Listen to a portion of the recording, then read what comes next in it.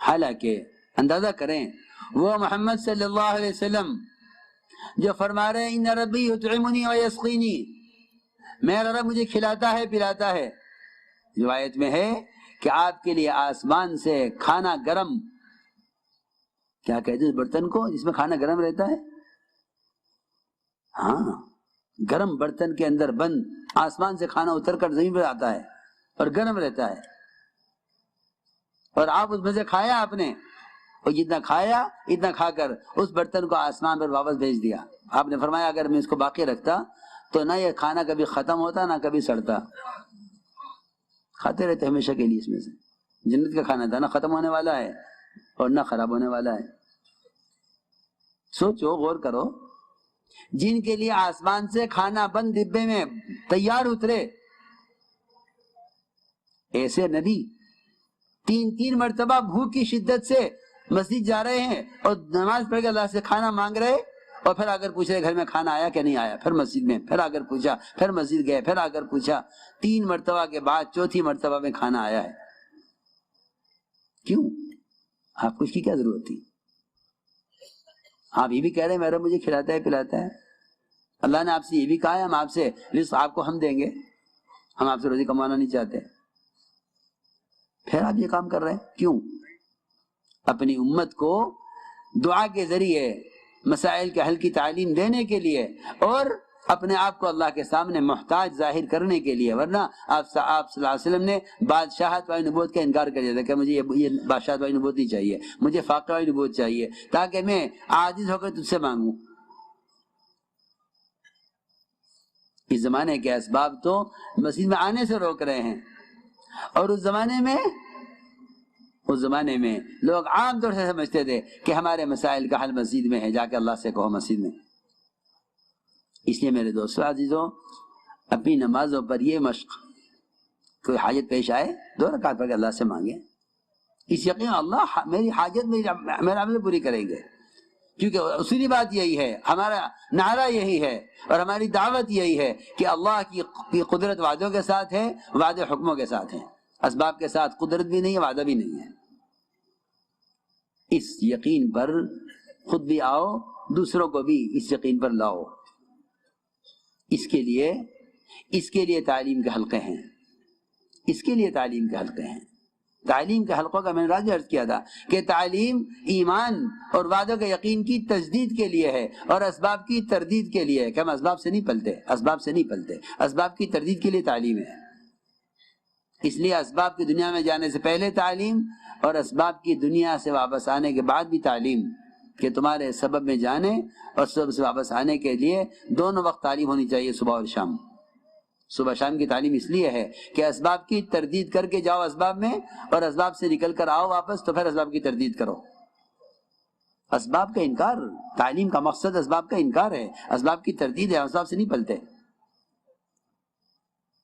اس تعلیم کی صبح شام ہر پرانے تک کو ضرورت ہے، تاکہ ایسا نہ ہو کہ ان وعدوں کی جگہ اسباب کا یقین لے لے، پھر یہ اسباب ان سے فرائض کو ضائع کروائیں۔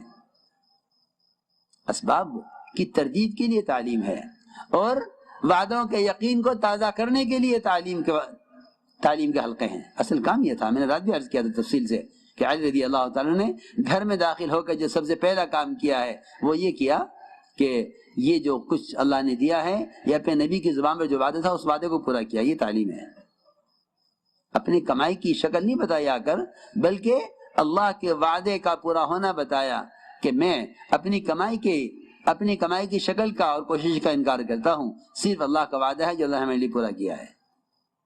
اس لیے میرے دوستو عزیزو، تعلیم کتنی دیر ہو، یہ سوال بہت سے لوگوں کے ذہنوں میں، گھروں کی تعلیم بھی، مسجد کی تعلیم بھی۔ بڑے سعید میاں بھوپالی رحمۃ اللہ علیہ، انہوں نے پوچھا تھا مولوی صاحب سے کہ تعلیم کتنی دیر ہونی چاہیے؟ حضرت نے فرمایا کہ تعلیم 1.5 گھنٹہ تو ہونی چاہیے کم سے کم۔ کتنی؟ 1.5 گھنٹہ ہے۔ جن اسباب کی تردید کے لیے تعلیم ہے ان اسباب میں تو بیٹھے ہیں 15 گھنٹے۔ سوچو، جن اسباب کی تردید کے لیے تعلیم ہے ان اسباب میں تو رہے 15 گھنٹے دکان پر، اور تعلیم میں بیٹھے 5 منٹ 3 منٹ، بہت زیادہ ہوا تو 10 منٹ نہیں. فرمایا کہ کم سے کم 1.5 گھنٹہ تعلیم ہو.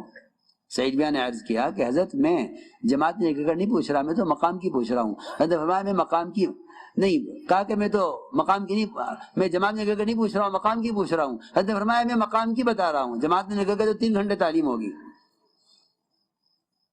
میں مقام کی بتا رہا ہوں کہ مقام پر رہتے ہوئے گھر میں اور مسجد میں کم سے کم 1.5 گھنٹہ تعلیم ہو. اب ساتھی یہ کہتے ہیں کہ جی وہ لوگ جانا چاہتے ہیں مصلی، کسی کو کوئی حاجت ہے، کسی کی کوئی ضرورت ہے، کسی کو کوئی تقاضا ہے، تو میں کہا کرتا ہوں کہ جس کو جانا ہے جائے. مسجد کا عمل جانے والوں کے تابع نہیں ہے. مسجد کا عمل تو مسجد کا عمل ہے، مسجد کا عمل تو مسجد کا عمل ہے. جیسے نماز مسجد کا عمل ہے، تعلیم مسجد کا عمل ہے. مسجد کی جماعت کے ذمے ہے، مسجد کے امام کے ذمے ہے کہ وہ اپنی تعلیم پوری کرے. جو بیٹھنا چاہے گا جتنی دیر بیٹھے گا، باقی جانے والے چلے جائیں گے. اور یہی مسجد نبوی کا معمول تھا کہ تعلیم ہو رہی تھی، 3 آدمی مسجد میں داخل ہوئے، ایک تعلیم میں جڑ کر بیٹھا، ایک شرما کر پیچھے رہا، ایک اعراض کر کے چلا گیا. آج بھی ایسا ہی ہے کہ بعض تعلیم میں جڑ کر بیٹھتے ہیں. محلے میں بہت سے لوگ ایسے ہیں جو متقاعدین کو کیا کہتے ہیں، ریٹائرڈ لوگ ہیں، فارغ ہیں، کوئی کام نہیں ہے، گھر میں پڑے رہتے ہیں بیکار. اچھا ہے مسجد میں رہیں، مسجد کے کھوٹے بنے، ایسے لوگوں کو مسجد میں رکھو، آنے والوں کو کلمہ سکھلا دیں، دعوت دیں، عالم ہے مسائل بتلائیں، قاری ہے قرآن پڑھائے. بے شمار لوگ ہیں ان کا فارغ وقت مسجد میں گھر میں گزرتا ہے، بیکار پڑے ریٹائرڈ ہو گئے ہیں، کوئی کام نہیں ہے. یہ تو 24 گھنٹے مسجد میں رہ سکتے ہیں، 24 گھنٹے اپنی ضرورت کے لیے ذرا سا مسجد میں، گھر چلے جائیں پھر مسجد میں آ جائیں. یہ تو 24 گھنٹے مسجد کو آباد کر سکتے ہیں. 24 گھنٹے مسجد آباد رہ سکتی ہیں. ایسے لوگ ہیں ہر محلے میں جو ریٹائرڈ ہیں، متقاعد ہیں، انہیں کوئی کام نہیں ہے، فارغ ہیں ملازمت سے، تجارت سے، مسجد میں آ کے پڑھ جاویں، مسجد کے کھوٹے بن جاویں. تو میں نے عرض کیا کہ تعلیم کم سے کم آدھے گھنٹے سے شروع کریں اور 1.5 گھنٹے تک پہنچائیں اس کو، جس میں تعلیم کا طریقہ یہ ہے کہ نماز کے بعد تعلیم ہو، اور ایسی نماز کے بعد جس نماز میں زائد لوگ شریک ہوتے ہیں تعلیم ہو، اور جو آدمی جانا چاہے وہ چلا جائے. کیا بات ہے، کسی کا پاؤں پکڑ کے بٹھانا زبردستی تو ہے نہیں. یہ تو مسجد کا عمل ہے نا. ایک جیسے نماز مسجد کا عمل ہے، تعلیم مسجد کا عمل ہے. اگر خدا نہ کرے کوئی یہ کہنے لگے کہ امام صاحب تکان بہت ہے اور تقاضا بھی ہے جانے کا، اگر بجائے ظہر کی 4 رکعت کے 2 پڑھا دیں. یہ تو مسجد کا عمل ہے، یہ 4 رکعت ظہر کی نماز 4 رکعت ہوتی ہے. ہاں مثال دے رہا ہوں کہ جیسے مسجد کا عمل 4 رکعت نماز ہے، ایسے مسجد کا عمل تعلیم ہے. تعلیم کا عمل تو پورا ہو. اگر ہم نے مسجد کی تعلیم کو مصلیوں کی رغبت اور ان کی چاہت کے اعتبار سے کیا تو تعلیم ختم ہو جائے گی. 2 منٹ میں 2 حدیثیں پڑھنے کو لوگ کہیں گے بھئی یہ کر لو تاکہ یہ بات ثابت ہو جائے کہ ہماری مسجد میں تعلیم ہوتی ہے. نہیں، اس لیے نہیں ہے تعلیم. تعلیم تو میں شروع سے کہہ رہا ہوں کہ تعلیم تو اسباب کی تردید اور ایمان کی تجدید کے لیے ہے. وعدے سنو بار بار. بہت دیر کے بعد جا کر دل متوجہ ہوگا اس یقین کی طرف، جب ایک وقت گزرے گا فرشتوں کے پروں میں، ان یقین اور اللہ کے وعدوں کا یقین رکھنے والی مخلوق اور اللہ کی اطاعت کرنے والی مخلوق فرشتے ایک وقت تک ان کے پروں میں رہنے کے بعد تب کہیں جا کے دل متوجہ ہوگا اس تعلیم میں اللہ کے وعدوں کا یقین کی طرف. ورنہ لوگ 2 حدیث سننے کو تعلیم سمجھتے ہیں. تو وعدوں کے یقین کا وہ تو میں تو آپ سے کیا بتاؤں، وہ تو ایمان کا حلقہ ہی تعلیم کا حلقہ تھا اصل. اللہ کے وعدوں کے یقین پر صحابہ کو تیار کرنا یہی تعلیم کا حلقہ تھا. بس یہاں کتاب پڑھی جاتی ہے، وہاں زبانی آپ صحابہ کے سامنے بیان فرماتے تھے. اس لیے تعلیم مسجد کا عمل ہے.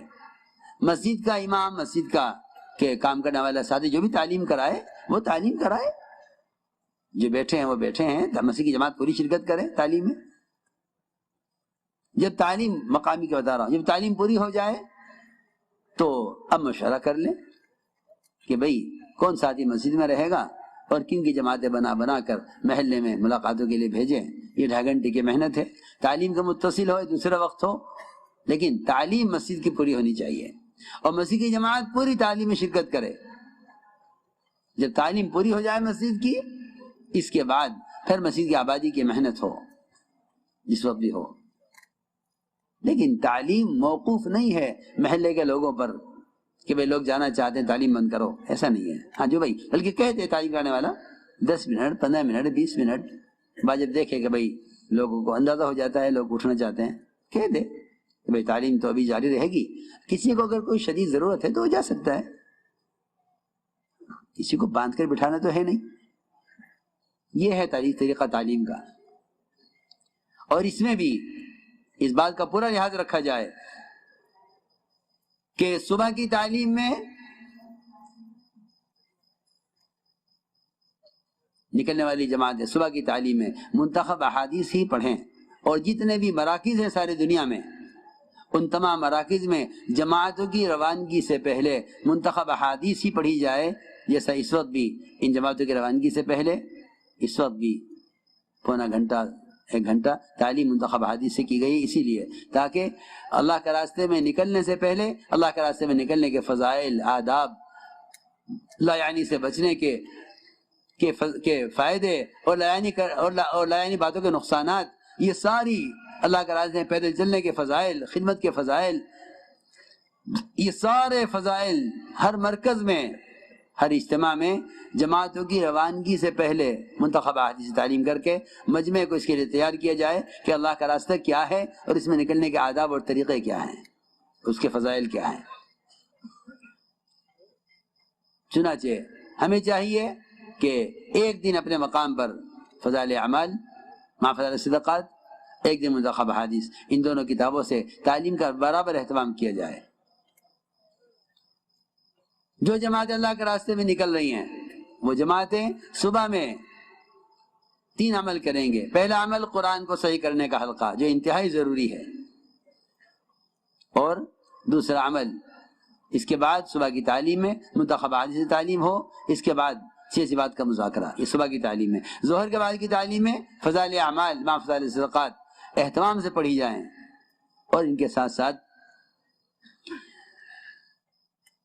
باقی اوقات میں ظہر سے عصر کے درمیان وقت کشادہ ہوتا ہے.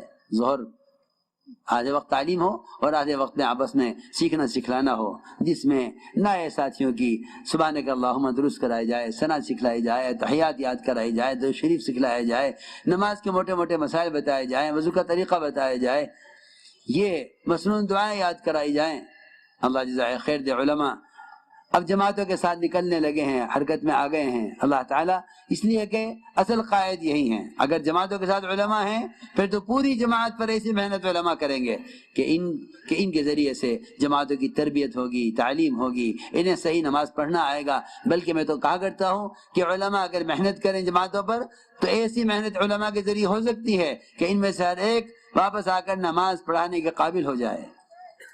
ایسی مسجدوں میں امام کا نکلنا آسان ہو جائے گا جن مسجدوں میں 1 سے زیادہ 10 سے زیادہ افراد نماز پڑھانے کی استعداد رکھتے ہوں گے. اس طرح ہمیں چاہیے کہ ظہر کے بعد کے وقت میں یہ دونوں اعمال، تعلیم کا اور سیکھنے سکھانے کا عمل، ظہر کے بعد اطمینان ساتھیوں کا حلقہ لگا کر بیٹھو، نمازیں سنو. دیکھو سننے سے معلوم ہوتا ہے کہ اس کے عمل میں کیا غلطی ہے. صرف بتانا کافی نہیں ہے. تعلیم کا یہ طریقہ ہی نہیں ہے کہ آپ بتا کر فارغ ہو جائیں، یہ تعلیم کا طریقہ ہی نہیں ہے. تعلیم کا طریقہ یہ ہے کہ جو ان کو سکھلایا ہے وہ ان سے سنو، ایک وقت میں سکھلایا جائے، ایک وقت میں سنا جائے، ایک وقت سکھلایا جائے، ایک وقت سنا جائے کہ کیا سیکھا ہے، اور قرآن کی آیتیں انہیں پڑھا کر دو دو کی جوڑی بنا دی جائیں۔ یہ طریقہ سنت طریقہ ہے جو میں عرض کر رہا ہوں، صحابہ کی، حضور صلی اللہ علیہ وسلم کی سیرت میں ملتا ہے کہ دو دو کی جوڑیاں بنا دی جاتی تھی، آپس میں مذاکرے کریں قرآن کی آیتوں کے بھی، اور آپس میں مذاکرے کریں مسائل کے بھی، آپس میں مذاکرے کریں دعاؤں کے بھی۔ اس طرح سے ہمیں چاہیے کہ ظہر کے بعد جماعت کے سب ساتھیوں کو حلقہ لگا کر بٹھائیں اور ان کو دعائے قنوت بھی یاد کرائیں، تحیات بھی یاد کرائیں۔ یہ ظہر کے بعد کا وقت سیکھنے سکھلانے کا، تعلیم اور تعلم کا ہے۔ اس طرح ہمیں چاہیے کہ ان فضائل کی تعلیم کے ذریعے اپنے دل میں اللہ کا یقین پیدا کریں۔ اور تعلیم کا طریقہ جو ہے اصل کہ ایک ایک حدیث کو 3 بار پڑھا جائے۔ عربی عبارت علماء پڑھیں، عربی عبارت علماء پڑھیں، غیر عالم عربی عبارت نہ پڑھے۔ علماء ہیں تو عربی عبارت ضرور پڑھیں 1 مرتبہ، اور 3 مرتبہ حدیث کا ترجمہ پڑھا جائے تاکہ اچھی طرح بات سمجھ میں آ جائے۔ یہی سنت طریقہ بھی ہے۔ تعلیم میں جلدی کرنا، یہ کتاب ختم کرنا مقصود نہیں ہوتا، بلکہ کسی بات پر مجمع کو لانا اور سمجھانا اصل مقصود ہے۔ اس لیے تعلیم میں یہ سنت طریقہ ہے کہ ایک بات کو بار بار پڑھا جائے تاکہ بات اچھی طرح سمجھ میں آ جائے۔ یہی سنت طریقہ ہے تعلیم کا۔ تعلیم کے ساتھ تعلیمی گشت، یہ بہت اہم کام ہے اور سنت ہے، یہ صحابہ کرام کا معمول ہے، صحابہ کا معمول ہے یہ۔ تعلیم کے ساتھ تعلیمی گشت۔ امام المحدثین ابو رضی اللہ تعالیٰ عنہ مسجد میں تعلیم ہو رہی تھی اور وہ بازار سے، کھلے بازار سے لوگوں کو تعلیم کے حلقے میں بھیج رہے تھے۔ اس طرح ہمیں چاہیے کہ 2 ساتھی جوڑی بنا کر جائیں۔ مسجد سے باہر جو لوگ بازاروں میں، ہوٹلوں میں اور گناہوں کے اڈوں پر بیٹھے ہوئے ہیں، انہیں جا کر پیار محبت سے سمجھا کر انہیں مسجد میں آنے کے لیے آمادہ کریں، تھوڑی میں ہاتھ دیں، خوشامد کریں، اور واقعی ایسے خوشامد کرو کہ اللہ کو رحم آ جائے، اور ایسے خوشامد کرو کہ لوگوں کو تمہارے خوشامد سے شرم آ جائے۔ آرڈر دینا یا خبر دے دینا کافی نہیں ہے، ہمارے دل میں غم ہو ایک امت کا۔ دیکھو یہ گشت اپنے غم کو ظاہر کرنے کا گشت ہے، یہ ملاقاتیں کوئی رسم نہیں ہے۔ اندر ایک بے چینی ہو، اندر ایک غم ہو۔ میں تم سے کیسے سمجھاؤں کہ ڈوبتے آدمی کو بچانے والی کا جو غم اور فکر اندر ہے، وہ یہ نہیں دیکھے گا کہ ڈوبنے والا کون ہے، میری کیا رشتہ داری ہے، نہیں۔ انسان میں اگر واقعی انسانیت ہے